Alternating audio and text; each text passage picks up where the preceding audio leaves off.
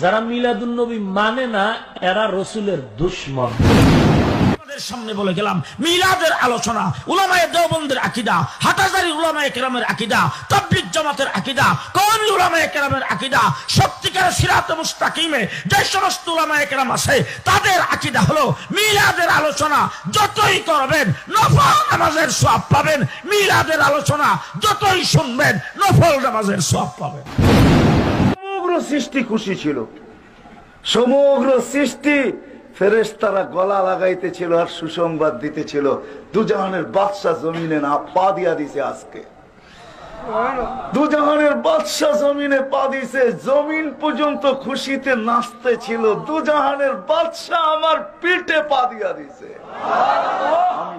আপনার হৃদয়ে আছে, আপনি মিলাদুন নবীর মাস আসছে, আপনার মাস আসছে কি হয়েছে?